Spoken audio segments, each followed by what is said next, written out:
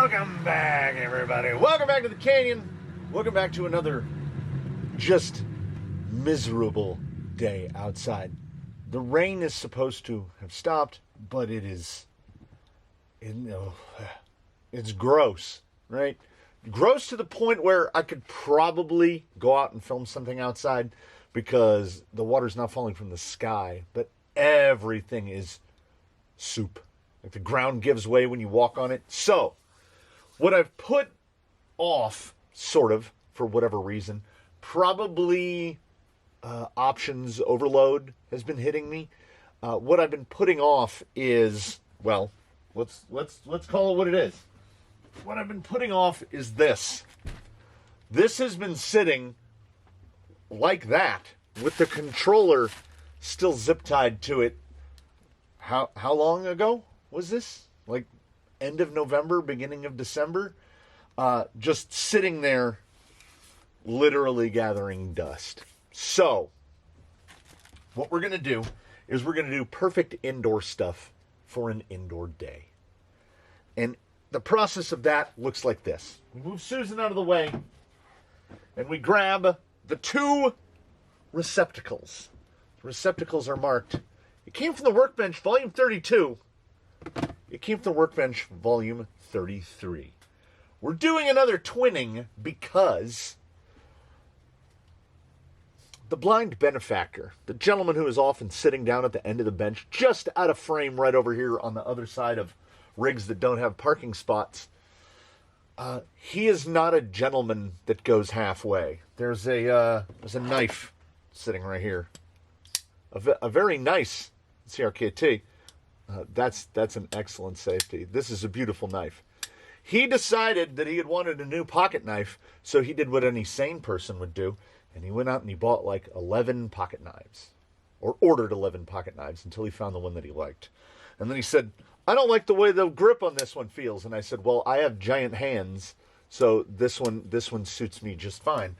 So he gave me that knife. So the purchasing practice that went into Volume 32, which begins with this, is very similar. It's very similar. Similar to the point that, let me put it this way. The amount of actual parts that we will need to take from this in order to build this is woefully small. That is a...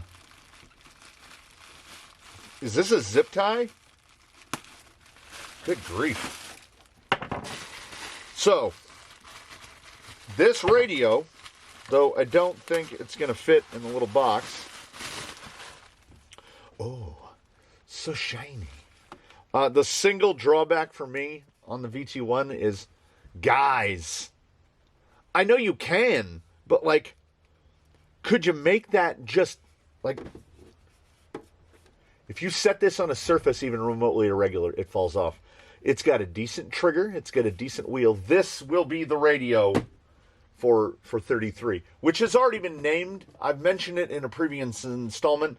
It's getting called Voltron because it's forming like the 5 lines. It's taking parts. This is a proper canyon build where it's just the only thing I might have purchased for it specifically is, we can take it out of the hideous plastic. I keep pointing at the hideous plastic as if people can see through it and tell what it is a Benedict Harry 2-speed, the same 2-speed that I used in Clank, so I know it works.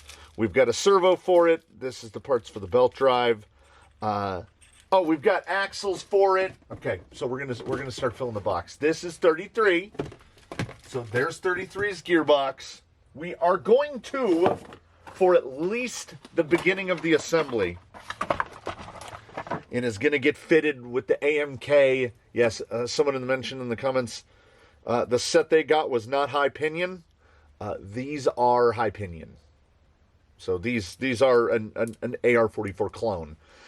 We're probably going to replace the knuckles and all the rods and whatnot because I don't care for that. But I think we're going to pull them apart and see what they look like inside at some point. Like, is it worth the 60-ish And then there's some wheel hexes, which we don't know if we'll use those or not. We're going to make a big old pile over here of cast off. So, let's get that out of the way. So we've already started to fill the bucket for 33. And I know I pointed it out before, but these are the wheels and tires for 33. The Baja Bosses, which came off the CJ Joe. These were donated by a channel member who said, I love trail wheels. Here, take these.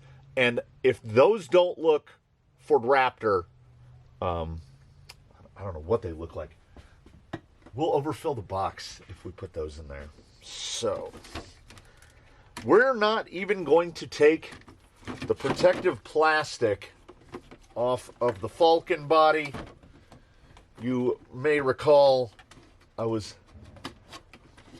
crestfallen when cutting open that Trucks of Fortune box and it had this in it, because I don't care for this body.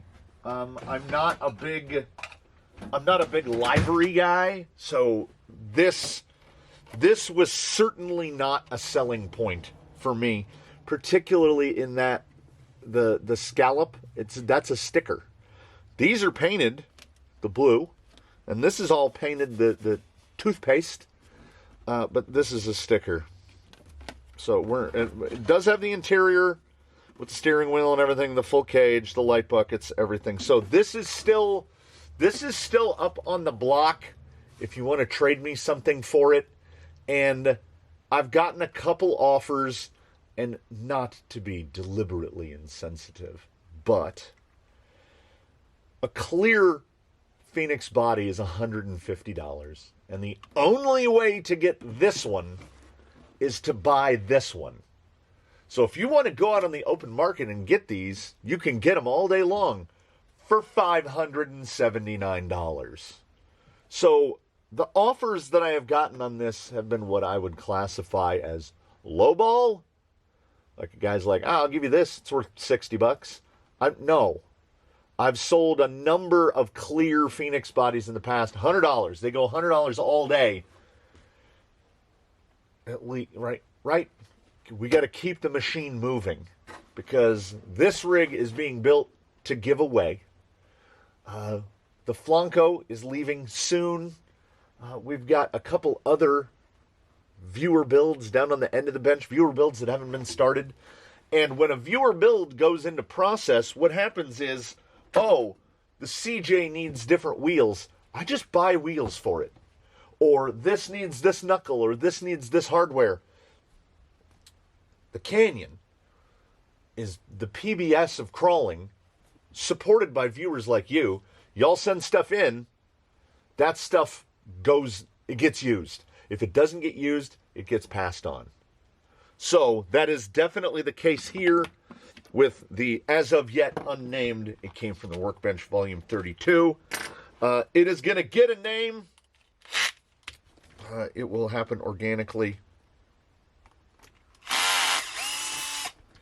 The tires are already spoken for. The Wild Peak MTs are spoken for. But the wheels are not. And I know that some people like these wheels. If you like these wheels, the wheels are available, and it did come with the full bag of all the little trimmy pieces for the caps and all that stuff. So those will be together. There is, during the whole process of this, the 3132, I guess this is the 3132 Prologue. Like, I don't think we're going to really get into construction.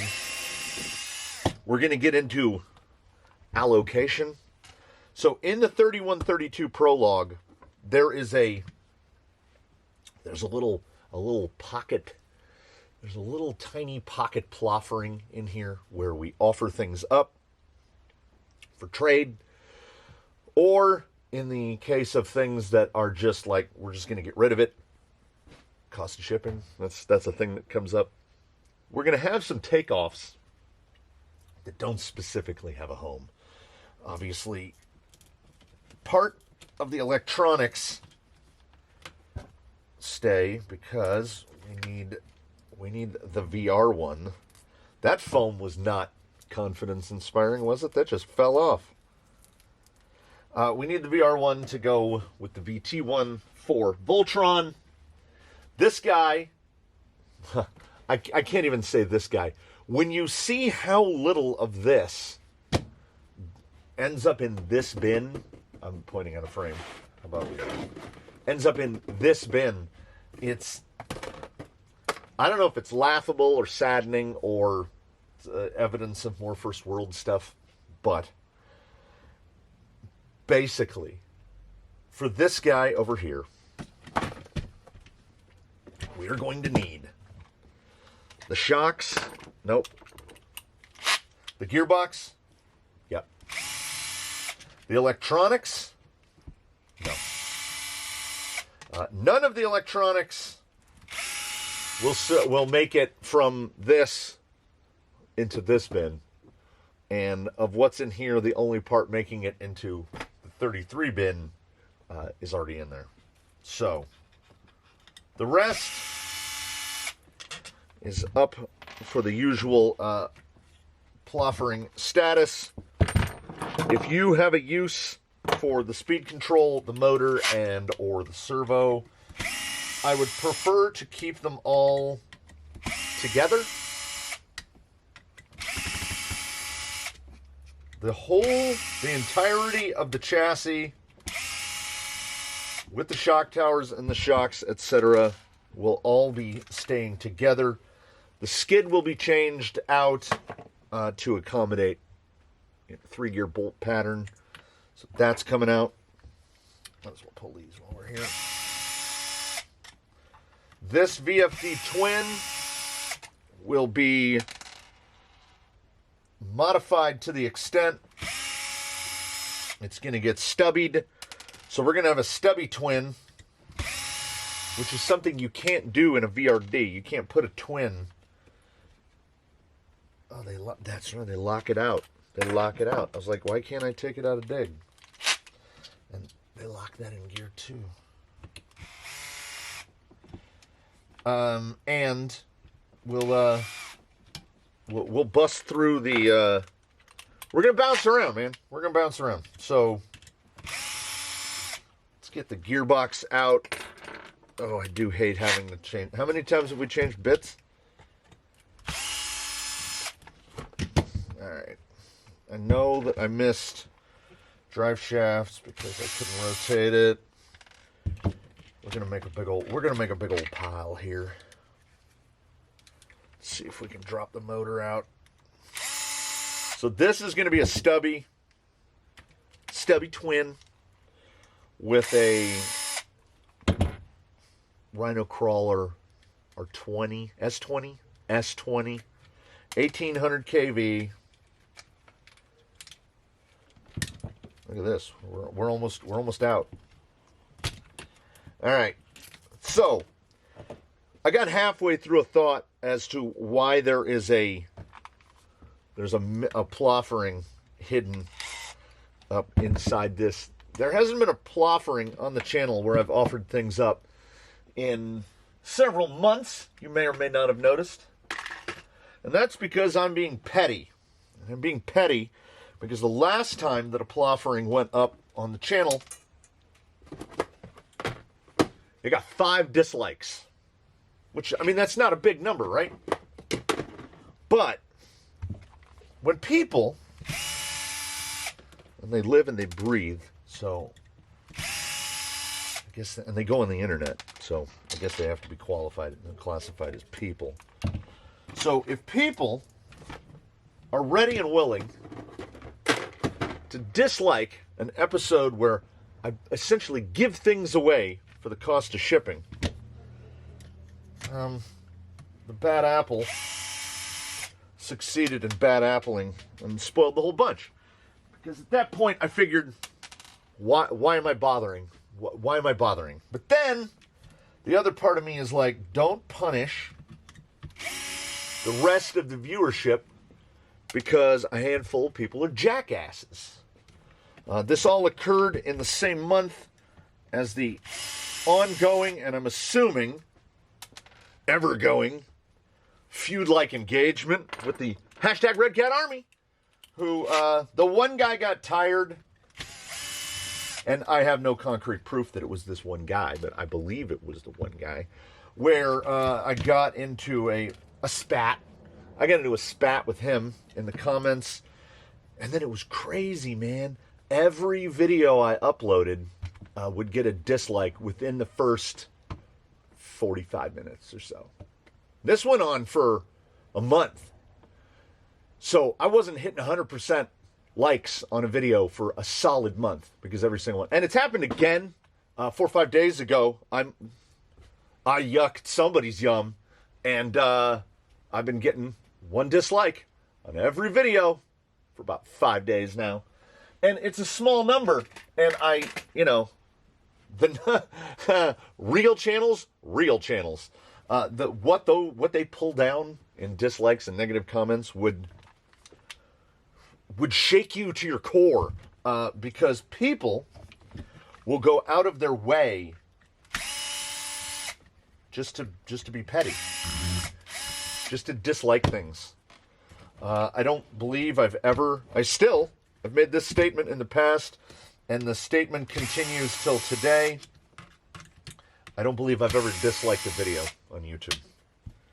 Don't like it, then don't watch it. Just click away, man. Just click away. Also, oh man, I shouldn't give away the trade secrets. So I'll just stop right there at I shouldn't. I thank you all. You know, if you've made it in this far, you're already well past the channel average. And if you've made it in this far, you are so far past the YouTube average. Now, I don't know if at the core of it, I don't know if YouTube tracking statistics, when they talk about engagement, I don't know if that engagement covers shorts as well. Because a short is either 15 seconds or a minute. You get your two choices there. Though, the 15-second ones, we don't see a lot of those. Everybody's trying to keep it under a minute because, they're just porting over. They're filming a TikTok. They're filming an IG reel. They're just social mediating their social media. So we see a lot of 1-minute clips on the tubes. If that factors in to the average engagement, to use the industry terminology, that would explain why the YouTube average engagement is so short, and it is very short. It is about 3 minutes is what average engagement is on YouTube. So it makes me appreciate all of you good folk more than you could possibly imagine, because I can say a lot in a minute, and or I could say nothing in a minute. I don't know, I can say nothing for an hour. And I will string it together. So, 3 minutes and change is about the average. My channel average it fluctuates depending on the season, really. But we're looking at about 16-ish minutes total is what it is. And that is brought to you by the loyalists, by the Canyon Arrows, who, if they see an upload, they click it and they watch it. Because what I get is, if you film content that's relevant to persons outside of the welcome back group, outside of our tight inner circle, there's about 400 of you. 400. And you know what?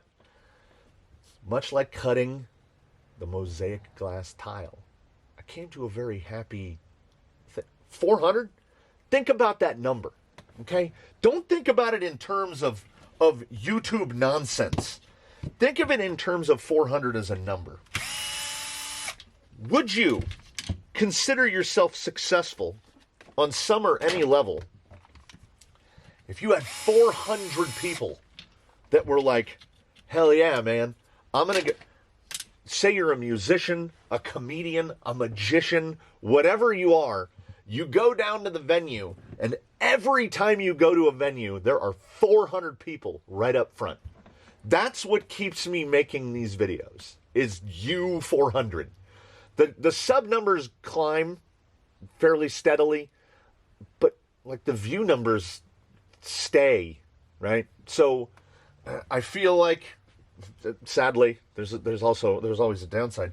When new folk come in, I guess some old folk fall away and don't watch as much. I realize I put out a lot of content. To some, it might be relatively hard to keep up with. And I get it. I get it. So consuming this amount of content, I can see how it can be challenging for some who have obligations. But that U400, man, that is reason to keep going. Well, this might as well be like a weekly update installment. We're rambling and jambling. I hope that I don't run out of things to talk about before we get to the end of the week. I took that out, right? So the core of this is Voltron. Why not? If you're going to donate a vehicle to a person who I don't believe has ever driven a remote control car before, much less a crawler, which is why the goal here is to build. I was going to go 10.3 base, but if I have access to this, I'm just, I'll take a VS410 chassis over a 10.3 chassis 8 days a week, 25 hours a day. So that's what we're going to do. And before we get the axles pulled off of here, we should talk about, well, you know what? Before we get the axles pulled off of here, I'm going to take these tires apart because they're sitting there mocking me. All right, I got that out of the way. Here in the bag, there they are. That's the KMC, machetes, whatever they are. Those are up for grabs. I get why people love these so much. This compound is like trying to unmount taffy. Like they are so sticky. But in my experience with red, once it gets out there in the muck and it gets a little grossed up, they go downhill real fast. Also, we've got the old set here. If I can get one down, they're pretty packed in tight. Let's see if I grabbed a good one. Yeah, this is what the inner walls look like a lot. Because they're so soft, they'll like lean over and grab your knuckles. And they get all marred up on the inside. But my goodness, are they soft. And the included foam is genuinely pretty good. I'm holding back a sneeze as hard as I can. I think we might be out of it. I have, as I pull these out, and then we just, we do what we do. We just throw all the screws into a bin. I have 2 skids. I've got an axial skid and I've got an element skid, brand new, lightly used. This is from Toothless, and the desire to reuse parts from other rigs is strong in me right now. So it's going to be one of those. So those go into the 33 bin. And he's just going to be using these links because we'll get to 32 here first. Oh, yeah. Don't take that out of your mind. What can we get it right over here? It's constantly there, lurking. If you want it, come and get it. I don't even need to take the links apart because those are titanium. So, of course, it's getting the titanium. He wanted... So, okay. When this guy came in on Trucks of Fortune, we got swindled 2 cents. They say that when you buy a Trucks of Fortune, the value is going to be a minimum. It's gonna reach a minimum number, and ours is 2 cents shy because we basically got the minimum. As they have to crank. They're on no planet where sanity is a word. Is this 579 due to that? Right? I was praying for a Fordyce because at the time a Fordyce was going for $3.99, and people that were getting Fordyces in their Trucks of Fortune, baby, those boxes were loaded. We got 2 axle housings, and a motor plate. We got this exact motor plate right here, this one. My buddy was not having that because the axles that it came with are these right here, which I have already assembled the pinions and carriers. I had enough material laying aside. It just means I don't have to disassemble the cores of these. Nice. What we do need to do is steal the universals and the shafts and all that stuff. So what I will do over time is slow cobble a set of F10s back together. I can put an order in here, get some stubs. The gears from Mias will fit in there. So kind of brings the cost down. So we'll be reassembling this plastic set of F10s, and we have a servo and axle mount for it. So at some future build that might come in. So when my buddy saw these, when you get the axle housings from Vanquish, they don't come with the third members. So he ordered the third members. They want you to reuse the plastic knuckle boxes. He didn't want to reuse the plastic knuckle boxes, so he bought the matching brushed aluminum knuckle boxes. He then got the matching Vanquish clamping hexes in the aluminum. He was upset about the motor plate, so he got the matching brushed motor plate. So we're going all in on the silver stuff. Silver knuckles, silver axles, the alloy silver BTA mount for the behind the axle, because we're doing behind the axle. And if we're doing behind the axle, we're going to need a low pro. So he somehow managed to find an RS700 V2. Like they were out of stock on the planet. So he got those. As I had mentioned, Rhino Crawler R20, the little shorty boy, like 30 millimeters long. That's going in there. Plenty of room for that. Powered, of course, by a Rhino V80. It's going in there. Whatever you do, this is like working with bicycles. Don't start adding up the values, because this thing, when 32 is done, it's gonna be something. I don't think we have wheels yet. He has not specified what he's looking for in terms of a wheel. I have some ideas. It is more than likely the tires that it is gonna sport. The chances are very strong that they're already here. Flat irons, holds, Rock Beast XORs, Deep Woods, Tusks, Hunks, holds, Baja Pro X, you name it. The tire that gets fitted to this is the tire that works. We're not specific about what it is. Hardened gears for the front of the gearbox. Hardened gears for the back of the gearbox, which means, yes, by the time this is disassembled and reassembled, we will have almost enough parts to build a whole nother VFD or twin, depending on what avenue we choose to go down. The shocks are staying because he's got DriveTech Ultra Shorts in black. Those are going on there.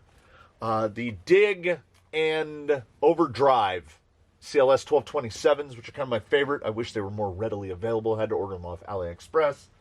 And we need micros, because if the chassis is being donated, of course we're going to need the real deal, relevant real deal Holyfield. So this is going to be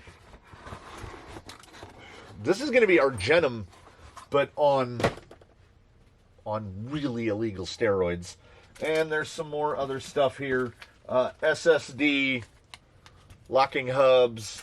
We just got the long aluminum standoffs because we are going to, and by we I mean I'm just going to do this myself. I'm going to cut down the top shaft, and we're going to shorten this thing down.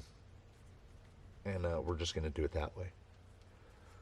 And then we're going to slap this bad dog together, and we will have a shorty behind the axle Zoku Phoenix with the most impractical way to put a body on a vehicle. So 32 will be fitted with, there are the CJ inner fenders, CJ roll cage, CJ body details and exterior, CJ doors and exterior rear fenders, and the CJ Lexan bits. Yeah, bought directly from Horizon, whose search system is so nightmarish that what I had to do was I had to go to Axial, look up the manual for the CJ, which I think there's one on a bench around here somewhere, right here. I had to look up the virtual version of this so that I could get these part numbers. Then I had to Google the part numbers, and then when the Google part number would show up, I would go to Horizon, plug the number in, and it would take me to the page for it. It didn't have any of these in related items or anything. I had to actually place it in 2 orders because I thought some stuff I couldn't find. I think it was the door parts I couldn't find. It all shipped together, so it was fine. But here's what I've noticed both now. All of this was ordered before CJ Joe was a thing or was present. I didn't know the body was going to weigh 1.4 pounds. I knew it was going to be a little heavy because it was super detailed. And the original thought for replacing the Falcon shell was that we were going to go full hard body. And when I was looking at all the hard bodies, I was like, good God. Some of those bodies are 2 kilos. Like the fully tricked Blazer is like 4.5 pounds. The Team Raffi or the Associated Amazon variety. This is heavy, but not heavy, right? It feels about the weight that it should be. And I don't know if they come in the package, in this package, but I have them here on the bench. The CJ comes with door deletes. So it just has like, instead, it replaces the hinge and deletes the whole door. So there's a strong chance if we want to shave a couple grams, we'll just delete the doors. The Lexan weighs nothing. The roll cage bit with the bumpers and stuff, this feels like it somehow weighs less than this. So there's not a ton of weight going on here. The inner fenders don't weigh much at all, and they are wildly annoying. So there's every possibility that we're going to cut them down, as they are designed to mount. The way they mount, the way they interfere with the chassis. If we get less interference on the Zoku, awesome. We're going to have to figure out a whole body mount situation to get this thing mounted. It's not going to mount like the regular CJ. It's this bag right here. Body details, interior, exterior. When I mounted the driver in CJ Joe, I had to scooch his seat forward because it's more closer to it needing a 7-inch figure than a 6. He looks pretty well to scale, but I think he could be a little bit bigger, and then his head would probably stick out of the roll bar. But I had to scooch the seat forward. So when I had the seat unbolted, I found out that the seats are made of 3 pieces, and they're basically just solid. Like, these seats are, and put together with M3s, these seats are so rugged that I think you could run it without the cage, and if you rolled it over on the seats, they would be unaffected. If you haven't seen the CJ upside down from the inside, here's where I had to re-bolt the seats. So I had to scooch him forward because otherwise he couldn't reach the grab bar. That's all Kung Fu grip. I put a little bit of hot glue on his back to hold him in the seat, and that was it. So all the weight of the body really feels like it's right in here. And we shed a bunch of weight on CJ Joe because the driver figure genuinely weighs about the same amount as one of the seats.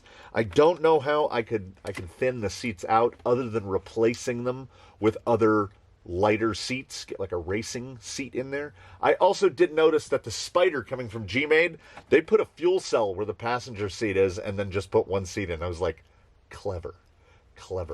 It would also be nice if this cage went down like that.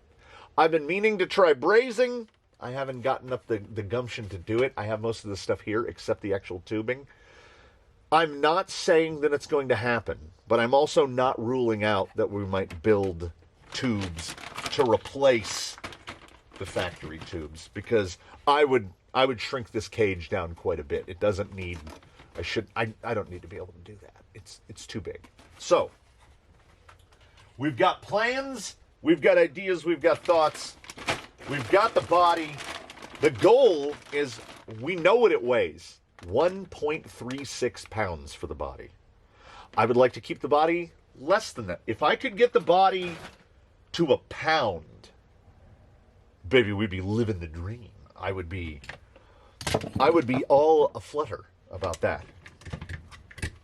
So let me get the rest of these out. These bigger boys, so we can free the axles from their confinement. Oh, I got panhard too. Look at that. It makes you question yourself. You're like, I think I accidentally forgot I forgot a screw in there. No. Is that lock nutted? Yeah, we'll just take it off on the axle side. We're gonna have to change all these links anyway to accommodate an AR-44 on here. Like, I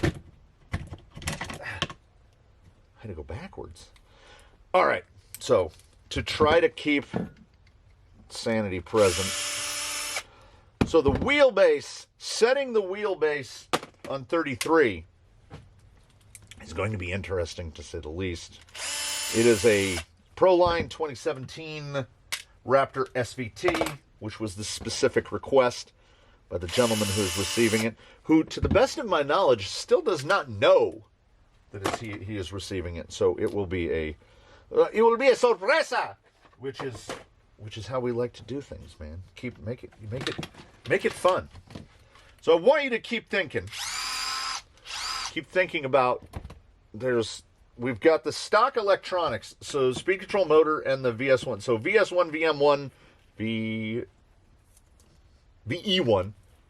VM1, VS1. I cannot remember that. That's going together, and as you can see, brand new. Never used. That's up for grabs. The wheels, I have got a set of, someone told me that these are RC four-wheel drive.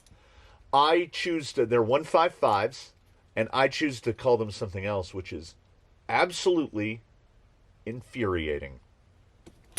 I attempted to mount some 155 rock beasts to these for a somewhat considerable amount of time, and was utterly unsuccessful, to the point where I quite literally just gave up. So if you want some 155 beadlocks that may or may not drive you to murder, then there they are. They're waiting for you. There was one other that I had here. Oh, yeah. Plastic beadlocks, the final set. They're either Charismas or G-Mades. I'm not sure. So those are there as well. Wow, the difference, I will say, the difference in weight of the aluminum links, the titanium links versus our good buddies stainless steel. I think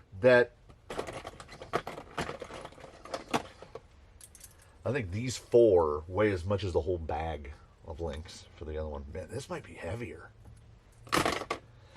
We've got plenty of ends. We've got plenty of bits and bobs. I think, and the reason that we did this, poopy weather aside, is that I think I have all of the necessary bits to get these, if not underway. I'm pretty sure. Let me get under the bench here. I'm making old man noises. Yeah. There's the radio for the the thing that keeps popping into my head is Cartier. I keep calling him Cartier because he's got some. He doesn't have, but he's not Cartier, right? Okay, we're not putting Tekin electronics in it, and we're not fully outfitting the thing with deluxe. So maybe not Cartier. What's What's something that's there like? So we're not Tiffany. We're not like. What's this like? What's this middle level? What is this? Too expensive for normal folk, but not. Blue, goopy blue. But not like aggressively expensive. Close. Figure while I'm here, we might as well try to get these bearings out. And my associate was absolutely crestfallen that he cannot find the rear covers that go in here in the silver aluminum. One would think that they would be a thing. That is a thing that one would think, correct? But we can't find them. So for now, we will assemble them as thus, with the what will be to him undoubtedly an absolute eyesore of the one remaining chunk of black plastic still on here. We will switch to the the other hexes, at which time I deem it necessary. But yeah, I mean, I feel his pain right now. As yeah, that's it's like a black eye. I get it. I'm going to go through the bits and see what all need be ordered. What am I short betwixt this axle and... I mean, I guess I could do that right now momentarily. I can see if the rear bits from the Mias fit in the front. That would be... the front bits are obviously not going to fit because Mias is center pumpkin and Vanquish is offset. I put all the screws in one side and like 2 of the screws on the other side, so I guess we'll just finish that out. Working with these axles, and I'm glad that they are the clear, because it's a shame to watch the black ones get all scratched and marred up. We've put so many overdrives and underdrives in rigs around here that I had all the gears. Oh man, I gotta find one of those little Vanquish tools to take that off. And then the tubes always fall out. So yeah, I mean, we need bearings. I know that the Mias covers fit. Well, you know what? Let me see if I've got bearings. And let me see if we can't just put Mias guts into this rear axle and finish out the axle. So I did some fiddling, and I did some Googling. Sometimes at the same time, sometimes one after the other. And I found that, yeah, not only do they not make the aluminum covers for the rear axle, the brass is the only option you have. If you just want plastic ones to replace, but you can't buy those either. You have to buy the whole plastics set, which is only $15. But it occurs to me, we have never changed an outer cover. Probably for that reason. So, to get this rear axle in service, and those are all Mias parts. So that's the Mias axle, upper, lower gear. That's the Mias stub. As you can tell, it's the Mias stub because it's 4mm. So you don't need stupido 5mm bolts anymore. Yeah, they bolt right on. They go right in. Like it's an exact drop in. I had bearings. I put the bearings in both sides. I don't know what the point of doing this is. It's all just going to fall apart because we don't have, I have no covers. So that goes in there. Then there's the other MES bit. There's the upper gear. And then I push the other side out. And then, yeah. So, turns like stock. So, that axle needs $15 in covers. And to do the front, I've got the axles, and we will be able to convert it down to 4mm. So this set of axles will just use 4mm stubs, which is nice, because here is a Vanquish rear stub, and here is the one from MES. Is that a front or a rear? That's a front. Is it still in the bin? Oh! No! They are in, they're in blackjack. So I have, I guess we are going to have to use dang old 5mm, because here is the Vanquish. Those are all out of frame. Those are all Vanquish stubs. The only, oh no, those are fronts. Okay. Yeah, we're good. Yeah, I can go down to 4mm. So when we reassemble that front axle, all I need for the front axle is universals, which are out of stock pretty much everywhere. Pretty much everywhere I looked, the VDI universals for the front axle are out of stock.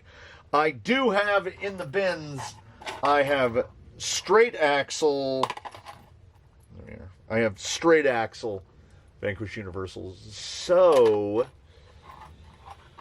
I'm going to do a cost-benefit analysis thing. What's the cheaper way to go? To just take the guts and bits, build another set of portals, or take the guts and bits and build a straight axle?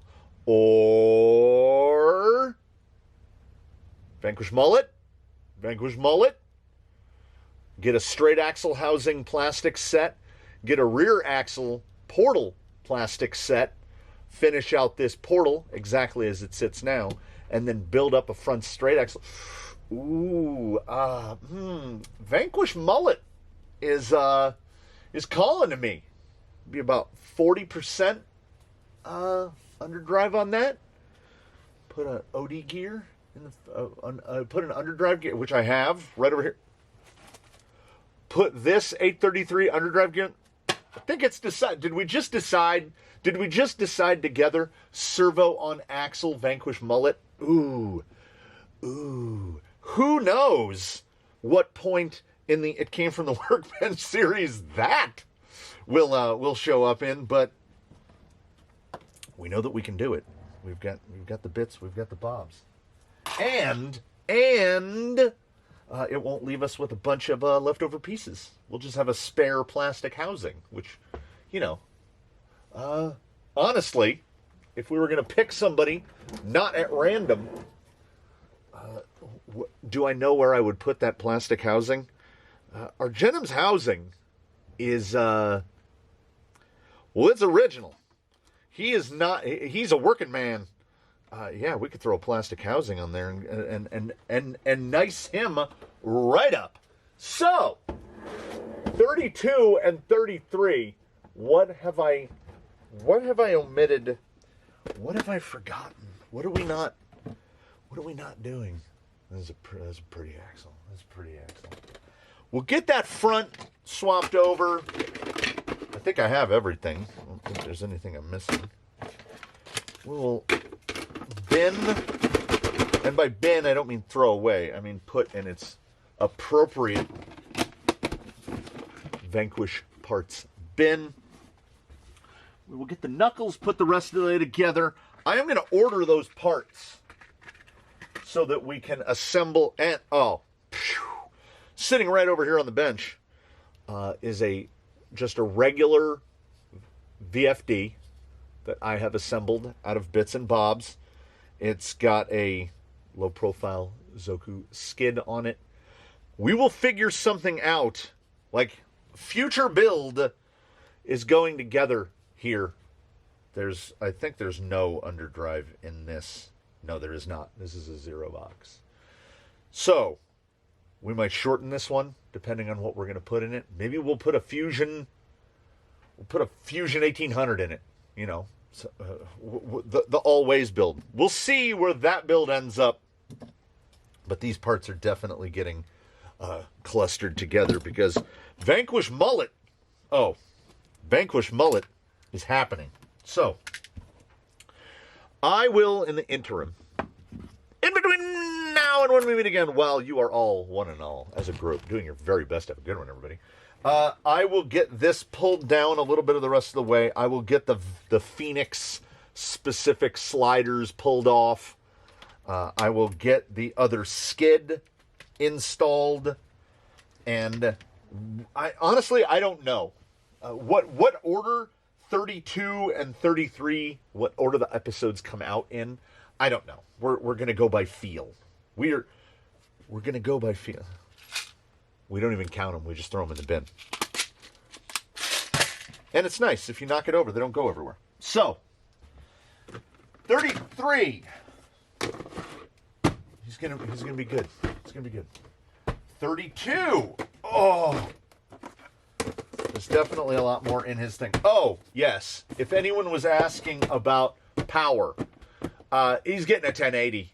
We're going 1080. And I'm probably going to go like a 30 turn. Between 27 and 35 is we're going to go on the turn count. I don't have... I say that without looking. I do not have a brushless system to donate. I do not think. No. And I have 2 1080s now. Oh! Thank you for reminding me. You've all reminded me. Let me get this out of the way. We'll cover this in the last moment here. I already have a spot down here set aside for these 2 gents so that we're not taking up more bench space. And I think, potentially, I hope that mic's picking me up as I'm sitting down on the ground. It came from the workbench 34 will be the YouTube B. Will be the little V1B bugger, the bugger build. So 33, 32. So keep in mind while we're going out, while we're heading out. These are the things. Oh, the box fell over. Give me a break.